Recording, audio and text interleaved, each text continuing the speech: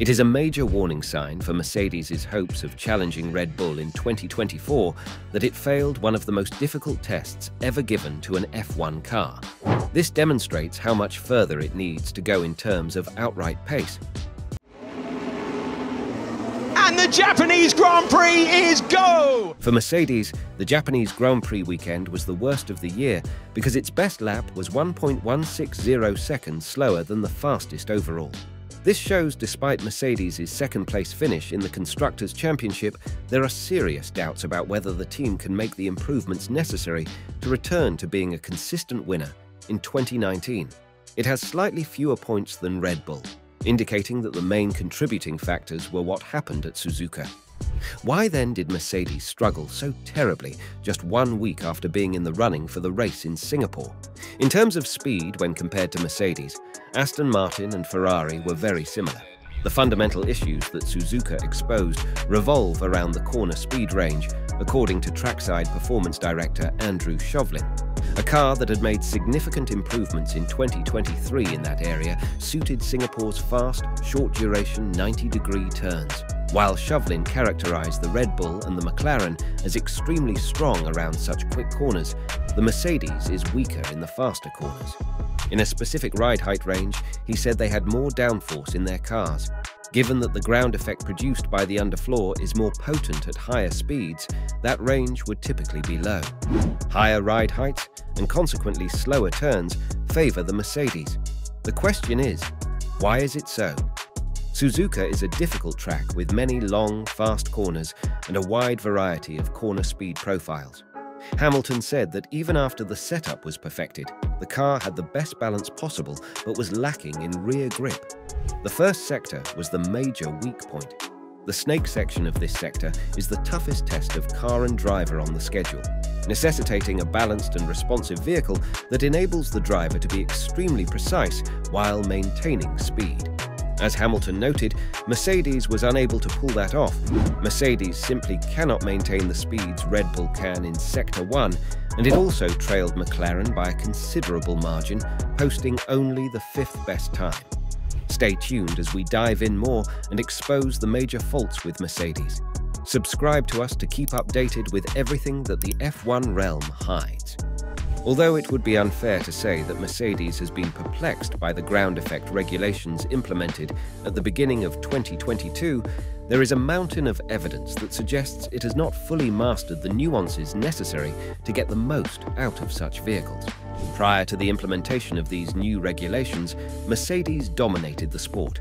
But our very own ex-F1 technical director Gary Anderson is not sure the team possesses the level of knowledge required to build a car quickly enough to compete for the championship.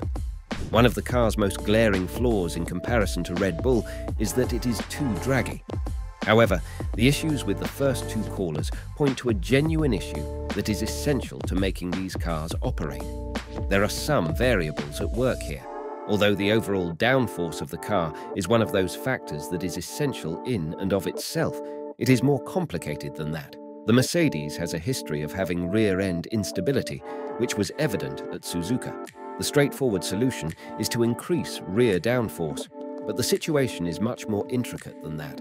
The ability of these cars to produce good downforce and a good balance across a wide range of ride heights is one of their main challenges. Making sure that your aerodynamic center of pressure, or the point that symbolizes the totality of all that downforce, shifts rearward at higher speeds is one way to achieve this. This is so that you can have a front end that rotates well and in a manageable manner for faster corners, and a rear end that does the same for slower corners. Numerous factors influence how the aero center of pressure is controlled, and it is important to note that mastery of flexible bodywork is one of them. Additionally, the Mercedes 4 concept will be involved. Another issue with these regulations is that it is more challenging to achieve a good through-corner aerodynamic balance, which is essential for long corners. The gloriously intricate bargeboard areas used to be all about doing this, but the streamlined top body aero prevents you from doing that anymore. Suzuka, and especially the extremely challenging first sector, demonstrated that Mercedes still has a lot of catching up to do if it wants to compete successfully on a track like this. With all these being noted, is there a way they can fix things? Mercedes can work on the issue for the remainder of the year but the vehicle's flaws will not be addressed until the following model.